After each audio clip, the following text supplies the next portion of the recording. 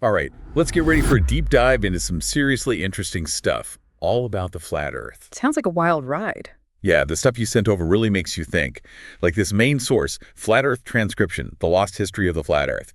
It's got this very visual approach, lots of symbolism and historical analysis, a whole different version of history than what we're usually told. It's definitely a unique perspective for sure. Yeah, and there are a bunch of other things you've shared too, stuff about climate change, NASA, and even space exploration. And we can't forget electromagnetism. It all ties in. Just like we need to put on new glasses and see the world differently. Exactly. A whole new lens. So, first thing that really caught my eye was this whole mud flood thing.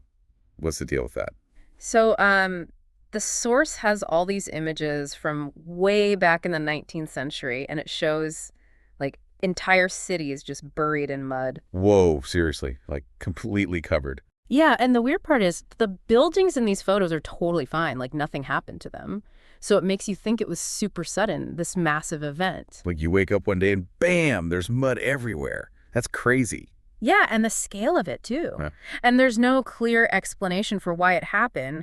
We know earthquakes can cause soil liquefaction. Oh yeah, like that earthquake in Christchurch. Exactly, Christchurch, or even the Nagata earthquake where the ground just turned to liquid. Scary stuff. Yeah. Yeah.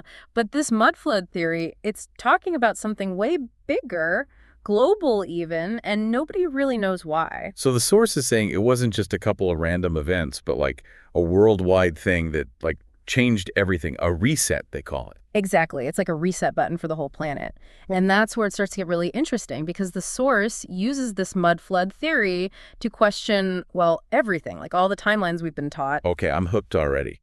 But wait, if there was this global reset, what happened to everyone? Did everyone just disappear? That's where the orphan enigma comes in. They point to the huge number of orphans, like millions in the 19th century, way more than you'd expect back then. Millions of orphans. That's heartbreaking. It is, and the source looks into why, like social policies, something called orphan trains, and even these baby farms and foundling hospitals, and it starts to feel like there was something else going on. Okay, I'm sensing a conspiracy here. Hmm. Are they saying these orphans were somehow connected to, like, a lost civilization? Like they were the leftovers and they got plopped into a new world with no memory of where they came from? It is a bold claim for sure, this connection to a lost civilization. Yeah, it sounds like something out of a movie. It does, but by linking the orphan enigma to the mud flood theory, the source is painting this picture of a massive societal upheaval, maybe even global, something that's been completely erased from the history books. My mind is officially blown. But wait, if there was a whole civilization before us, shouldn't there be, like, more proof? Where's all the cool technology? And that's when they point to, well, all the incredible buildings we have, like these architectural wonders that have survived for centuries. Things like the Arc de Triomphe, the Crystal Palace, even St. Basil's Cathedral. They're so intricate and massive, it's hard to believe they were built with the tech they supposedly had back then. Yeah, I've always wondered about that. Like, how did they even build the pyramids or the Taj Mahal? It just seems impossible without modern tools. Exactly. And the source focuses on that. They're like, hold on, maybe these weren't built by the people we see in those old photos. Maybe they were inherited, like leftovers from this advanced civilization that came before. And maybe we don't even fully understand how they were used. So, like, we found this perfectly preserved smartphone in a dusty attic. It's a relic from a forgotten era. That's a great analogy. And they zoom in on the details, too, like the crazy ornamentation on the Arc de Triomphe, the sheer size of the Crystal Palace, and how different these amazing buildings look compared to, like, the undeveloped areas around them in those old photographs. It's like finding a skyscraper in the middle of nowhere. Something doesn't add up. Exactly, and that's their point. We've been given a sanitized version of history, and the real evidence of a more advanced past is right there in front of us, literally carved into these buildings we admire today. Okay, I'm on board with this. But if they were so advanced, what powered their world? What was their source of energy? That's where things get really interesting. We're stepping into the world of electromagnetism and this thing called ether. Ether, like in those old sci-fi stories, this stuff spaceships fly through. Well, yeah, kind of. Here, it's described as like this fabric that carries electromagnetism, connecting everything in this vibratory web. And get this, the source is saying that this ancient civilization, they understood and harnessed etheric energy, And they built structures like cathedrals, mosques, even those star-shaped forts, not just for worship or defense, but as energy generators. Wait, so you're telling me the Eiffel Tower was a giant battery and Notre Dame a power plant? This is getting seriously Matrix-y. It is, isn't it? It's like they're saying, forget what you think you know about these buildings. They were machines, tapping into a power source we've either forgotten about or been deliberately kept away from. Okay, this is blowing my mind.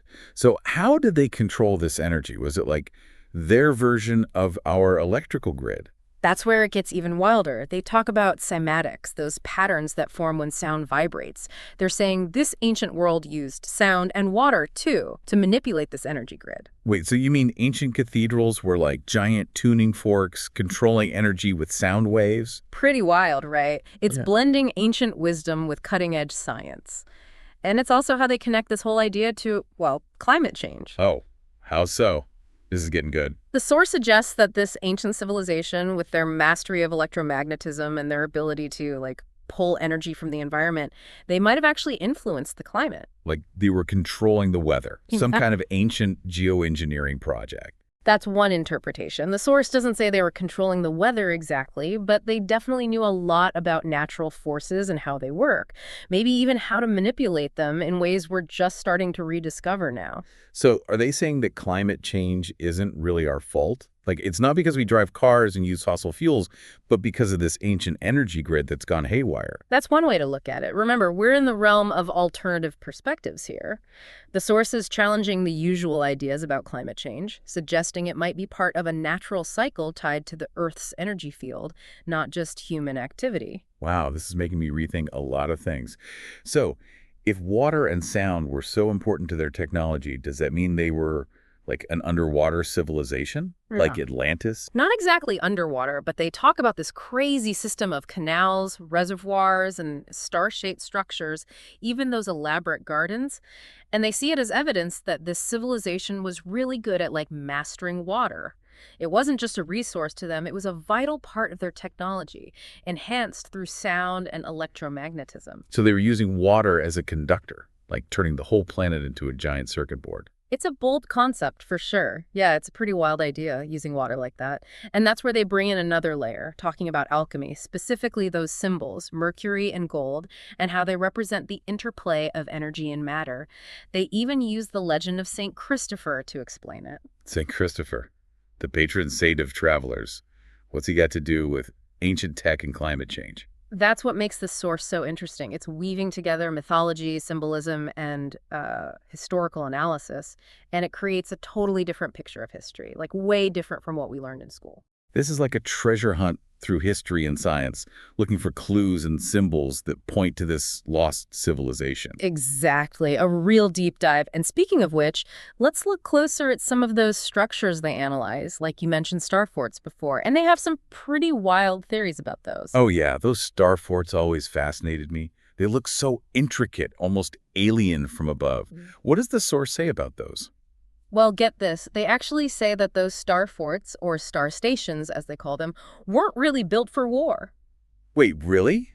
But they have those huge walls and pointy bastions. They look perfect for cannons. I know, right? That's what everyone thinks. But the source is claiming they were much more important, like they were key parts of this old world energy grid, harnessing and manipulating that etheric energy we talked about. Hold on, you mean those star forts were like giant power plants? Exactly. They point to how they're always near water and their shape, that complex geometry, even specific features like domes and towers, all meant to generate and distribute energy, they say. So those moats weren't for defense. They were part of some water-based energy system. This is like a giant steampunk world we're talking about. Right. It's a pretty amazing image to think about, and it Yeah. makes you look at these structures differently, not just as old war relics, but as remnants of this lost technological era. So, okay, I'm trying to picture this. If these star forts were power plants, how did they connect to the rest of the world? Did they have power lines like we do today, crisscrossing the globe? Nope, that's where it gets even weirder. They say that this ancient energy grid, it didn't use wires or cables, it was way more advanced, using water, sound, and electromagnetism to transmit power. Wait, you mean they had wireless electricity? Like their version of Wi-Fi, but for power? It's a good analogy. Mm. And it goes back to their claim that this civilization had tech we've either lost or haven't even rediscovered yet. But if their technology was so advanced, why don't we see any of it today? Yeah. Where are all the generators, the power cables, all the evidence of this sophisticated system? That's where they get really conspiratorial. They say the evidence is hidden in plain sight, purposely obscured. Like, those structures we see now, cathedrals, mosques, government buildings, they were originally part of this energy grid, but they've been repurposed, disguised, to hide their true purpose. Wait, are you serious? Like, the White House was an ancient power station. And the Vatican, a giant hidden generator? This is getting crazy. I know, right? But that's their whole point. We're living among the ruins of this lost civilization, surrounded by evidence of their incredible tech, but we're blind to it. Okay, this is all pretty mind-blowing. But how do they back up these claims? Do they have any solid proof? Well, that's where they dive into specific examples, like analyzing the architecture and layout of different places to show how they think they worked. One example they use is Chatsworth House in England, this massive estate, which they believe was like a giant farm in the old world, powered by this sophisticated water system. Chatsworth House. I've been there. It's beautiful, but I didn't see any ancient tech there. They say that's because a lot of the evidence has been removed or hidden on purpose, but they point to things like the Cascade, this series of fountains that makes all kinds of sounds, and the Emperor Fountain, which can shoot water hundreds of feet in the air. They say that would have been impossible to build with the tech they supposedly had back then. So you're saying those fountains weren't just for show, they were part of a system to manipulate water and sound to, like, make energy. Exactly. They even found this old engraving of Chatsworth that shows a giant cymatic garden, which means they were using sound waves to help plants grow and maybe even influence the climate. A cymatic garden. That sounds like something out of a sci-fi movie. I know, right? That's what I love about this source. It blends science, history, and a good dose of speculation to create a totally different picture of our past. Okay, I'm hooked. What other examples do they give? What other structures have they looked at? They talk about the Crystal Palace in London, that huge glass building from the 1850s. They focus on how fast they built it and how it could hold these gigantic trees inside as proof that they had advanced tech back then. Oh, yeah. The Crystal Palace. It's a shame it burned down. Would have been amazing to see it. They even suggest it might have been destroyed on purpose, like part of this cover-up to hide evidence of this lost civilization's technology. Wow, this is really making me see the world in a whole new way. Yeah. But if this ancient civilization was so advanced, why did they disappear? What happened to them? That's the big mystery. The source hints at a great reset, like some cataclysmic event that wiped out this old world and led to our civilization. And they also talk about a deliberate effort to, like, erase their knowledge, keep us in the dark about our true history and potential. So they're saying we're living in this amnesiac society, cut off from our past and our true potential? That's kind of depressing. It is, but they also offer some hope. They say the truth is out there, hidden in plain sight, just waiting to be rediscovered. And they see this whole exploration of the flat Earth as a way to reclaim that lost knowledge and build a better world based on harmony, balance, and a deeper understanding of the universe. That's a powerful message. It speaks to that part of us that wants to explore, ask questions, and uncover the truth, even if it's been hidden for centuries. But how do we even know what to believe? There are so many different stories out there, so many theories. It's definitely a challenge. We're bombarded with information all the time. It's hard to know what's real. But that's where critical thinking comes in. We have to weigh the evidence, look at things from different angles, and decide for ourselves what we think is true. It's like being a detective, piecing together the clues and following the evidence wherever it leads. But the stakes are higher here. We're not just solving a crime, we're potentially uncovering a hidden history that could change everything we know about the world.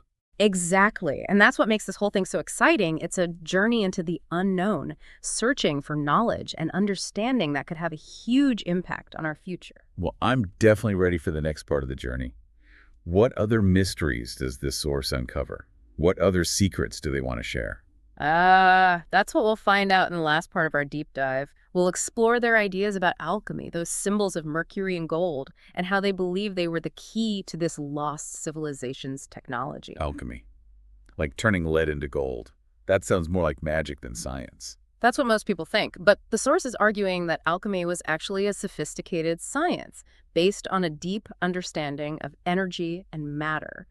They say the alchemists of old, they were masters of electromagnetism, able to manipulate the very fabric of reality using symbols, rituals, and their knowledge of the natural world. So they're saying alchemy was like ancient physics. It's a pretty fascinating concept, right? And they use the legend of St. Christopher to explain it. They say St. Christopher, who's always shown carrying the Christ child across a river, is actually a symbol of Mercury carrying gold, representing that interplay of energy and matter that powered this ancient technology. Wait, so the story of St. Christopher is actually a coded message about ancient tech? That's crazy. That's what's so cool about this source. They see symbols everywhere, hidden in plain sight, just waiting to be decoded. But how do we even know what these symbols mean? Isn't it all up for interpretation? That's true, but the source gives us a framework for understanding these symbols, based on historical research, esoteric knowledge, and by looking at the writings of alchemists and philosophers. This is like a real-life Indiana Jones adventure, searching for the lost ark, but through history and mythology. Exactly.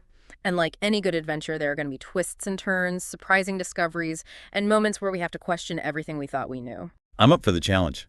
Let's dive into these symbols, figure out their hidden meanings, and see where they lead us. Awesome. We'll explore how they analyze specific symbols, like the lion, eagle, and griffin, which they say represent different parts of the alchemical process that fueled their technology. Lions, eagles, and griffins. Those are pretty powerful images. What do they mean in this context? They connect the lion with gold, representing solar energy, like the life force of their civilization.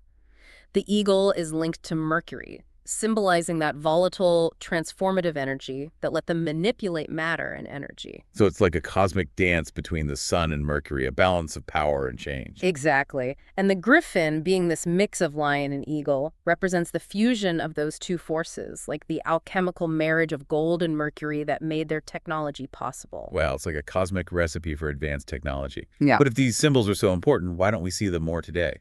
Because, according to the source, these symbols have been suppressed, repurposed, even demonized to hide their true meaning.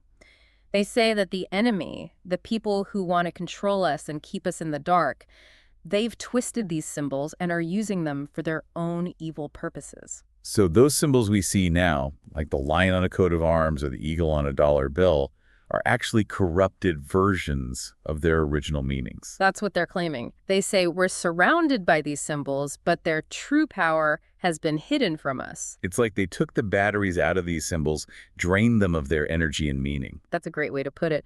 And they say it's up to us to reclaim these symbols, to rediscover their true power and meaning. This is definitely a mission I can get behind. Let's dig deeper into these symbols, crack their codes, and see what we find. Okay, they also look at the crescent moon and the cross, arguing that they too are part of this alchemical process. They even tie them back to the story of St. Christopher, suggesting a deeper connection between Christianity and this old world technology. Wait, are they saying that Christianity is somehow linked to this lost civilization? Not Christianity itself, but they suggest that some of its symbols and stories might have been built on top of an older belief system. So, like they took an ancient story and gave it a Christian makeover. Something like that. They say that lots of religions, including Christianity, have echoes of this lost knowledge hidden within their symbols and stories. This is getting pretty Da Vinci Code now. But if these symbols are so important, why would anyone want to hide them? Wouldn't it be better to share this knowledge? That's where they bring up this idea of a deliberate effort to suppress this knowledge, to keep us in the dark about our true history and potential. They believe there are people who benefit from our ignorance, who want to control us and prevent us from reclaiming our power. So it's like a giant conspiracy to keep us plugged into the matrix. Exactly. And they see this whole flat earth theory as a way to break free from that control, reclaim our heritage, and build a new world based on truth, harmony, and a deeper understanding of the universe. It's a powerful message that resonates with our desire to explore, ask questions, and uncover hidden truths. But how can we know who to trust? There are so many different stories and interpretations out there. That's the challenge with any intellectual pursuit, especially when you're dealing with ideas that challenge conventional thinking. We have to be careful, use critical thinking, and really look at the evidence. So we're back to being detectives, sifting through the clues and following the trail wherever it leads. You got it. And that's the essence of a deep dive, a journey of discovery, searching for knowledge and understanding that can lead to unexpected and amazing insights. Well, I'm definitely ready to continue this exploration. What other mysteries does this source reveal? What else are they excited to share? That's what we'll uncover in the final part of our deep dive. We'll explore what they say about the moon, its real nature, and how it connects to the flat Earth. We'll also look at their interpretation of Polaris, the North Star, and the precession of the equinoxes, and how they fit into their view of the world. The moon, the stars, time, and space. This cosmic adventure is just beginning. You said it. The truth is out there, just waiting to be discovered. All right, so we've covered a lot of ground here. Mud floods, ancient energy grids, alchemical symbols, even those amazing star forts. Now let's talk about, well, the moon. Yeah. And I gotta say, this source has some really interesting ideas about it. Yeah, it definitely challenges the usual way of thinking about the moon. For sure. Like they're saying it's not even a celestial body, orbiting the Earth. Instead, it's like a composite image. A composite image. Yeah, like a photographic record of the flat Earth's land masses and that dome, the firmament. Okay, that's a new one. A photographic record, like a giant cosmic Polaroid. Right. It's wild. It is pretty wild. So they analyze the moon's phases, how it reflects light, even specific features that seem to match up with places on Earth. So they're saying the moon is basically a giant map of the flat Earth frozen in time. Yeah, basically. They're saying it's not a live reflection, but a snapshot, like a moment in time captured on the firmament. Okay, but if it's a reflection, wouldn't it show the Earth as a sphere? I mean, that's one of the main arguments for a round Earth. Right, that's what I thought too. But they say the moon isn't reflecting in the way we usually think of it. It's more like a projected image, a display on the firmament. So like a giant cosmic projector screen showing a flat Earth. That's pretty out there. It is. It definitely challenges everything we've been taught. Yeah. And they don't stop there. They even say those craters on the moon, they aren't from asteroid impacts. Wait, if not impacts, then what? They think it could be like imperfections in this cosmic photograph, or maybe even a result of some kind of energy interaction with the firmament. That's interesting. So it's like damage to the photograph itself? Yeah, something like that. It's hard to wrap your head around it. Definitely makes you think. But hold on. If the moon isn't really a celestial body, what about the tides? I mean, we learned that it's the moon's gravity that pulls the oceans, creating tides. Yeah, that's what I learned too. So how do they explain that if the moon isn't using gravity? Well, they acknowledge that the moon's position and the tides are related, but they propose a different explanation. Oh, what do they say? They suggest that tides might be caused by the sun and moon interacting with the Earth's electromagnetic field. So it's not gravity pulling the water, but electromagnetism pushing and pulling it. Whoa, so it's like a cosmic dance between the Earth, sun, and moon, but with electromagnetism instead of gravity. That's a really good way to put it. This is making my head spin, but in a good way. I know, it's a lot to take in. It is. Yeah. Okay, so one more classic question. If the Earth is flat, why can't we see Polaris, the North Star, from the southern hemisphere? Isn't that proof that the Earth is round? That's a common question, and the source has an answer for that, too. They say Polaris isn't actually at the top of a spherical Earth like we imagine. Instead, it's directly above the center of the flat Earth, inside this localized magnetic field. So Polaris is more like a beacon for a specific area, not the whole planet. Exactly. They also bring up the precession of the equinoxes, that slow wobble of the Earth's axis, and how it affects where we see Polaris from different parts of the Earth. So basically they're saying our understanding of the stars is wrong because we're assuming the Earth is a sphere when it's actually flat. Pretty much. It leads to a completely different way of looking at the stars and our place in the universe, too. Well, this has been an incredible deep dive. We've explored some seriously challenging and mind-bending ideas. It's definitely changed how I think about the world. That's the point of exploring alternative ideas, right? It makes us question our assumptions, think critically, and be open to different perspectives. But with so much information, so many different interpretations, how do we know what to believe? That's the key, isn't it? In a world full of information overload, we have to be careful, think for ourselves, weigh the evidence, look at different viewpoints, and ultimately come to our own conclusions. It's like being a detective, always searching for the truth. Exactly. And that's what this deep dive has been all about, a journey of exploration that shows us there's always more to learn and discover. It reminds us that our understanding of the world is always evolving. Absolutely. There's always something new to uncover. Exactly. And that's exciting. Keep questioning, keep exploring, and keep searching for the truth wherever it may lead. Thanks for guiding me through this fascinating deep dive into the world of the flat Earth. It's been a mind-blowing experience, and I can't wait to see where my own exploration takes me from here. You got it. Keep questioning, keep learning. It's been a pleasure exploring this with you.